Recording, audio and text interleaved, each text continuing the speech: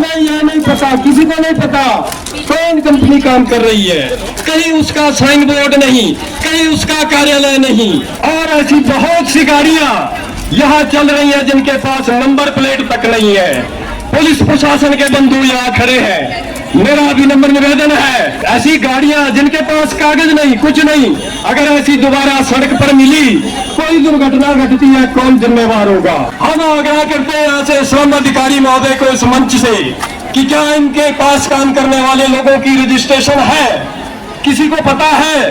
किसी के पास identity card है? कपूर साहब, मंडी से लेकर नीचे कांधा पटन तक ब्यास नदी में एक भी फुट ब्रिज नहीं है।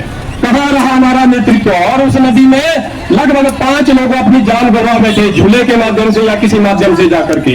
राजेश कपूर जी के नेतृत्व में अपने इस गांव में आयोजित किया जा रहा है। आज आप सभी का हार्दिक हार्दिक स्वागत है।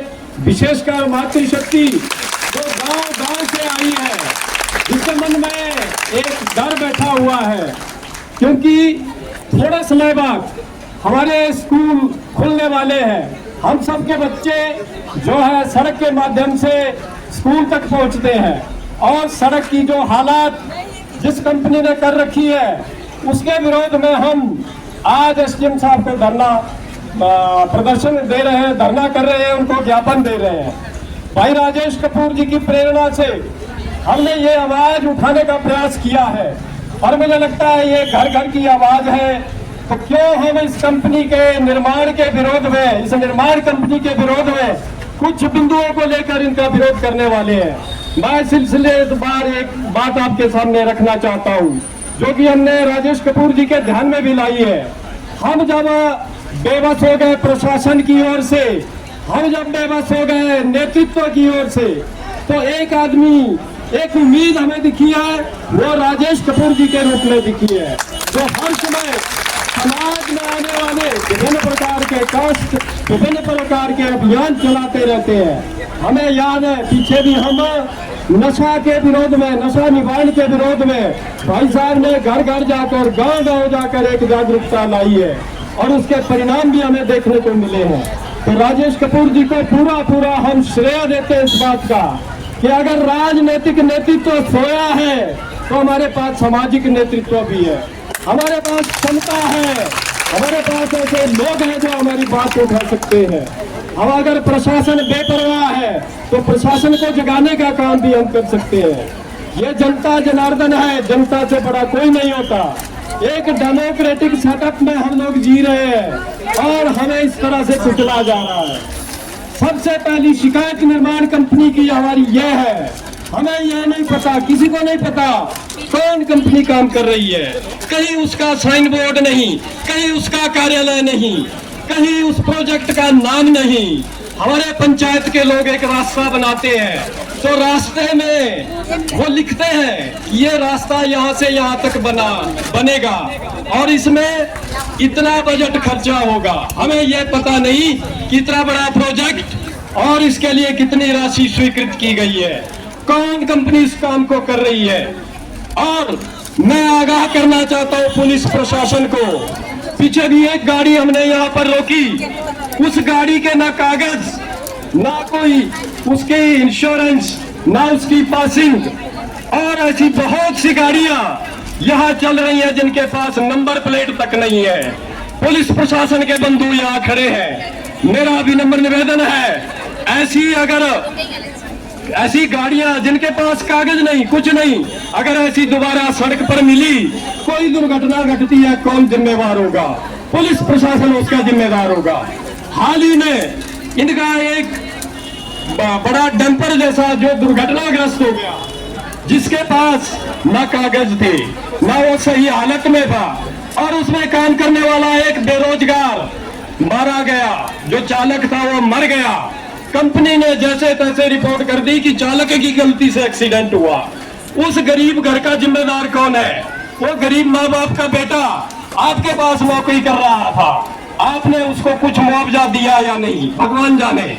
हम आग्रह करते हैं यहाँ से श्रम अधिकारी महोदय को इस मंच से कि क्या इनके पास काम करने वाले लोगों की रजिस्ट्रेशन है? किसी को पता है? किसी के पास आइडेंटिटी कार्ड है? कौन लोग इनके पास काम कर रहे हैं? इनके पास तो सामाजिक तत्व भी आकर के काम कर सकते हैं, कौन उसका जिम्मेवार होगा? ये शिकायत हमारी सबसे बड़ी है। दूसरी शिकायत इनके काम की गुणवत्ता को लेकर है। इनके जो डंगे लग रहे हैं वो कितने सुरक्षित हैं? एक हमारा आम आदमी, एक हमारा घर गांव देहात में काम करने वाला मिस्त्री बता सकता है कि ये डंगा कैसा लग रहा है।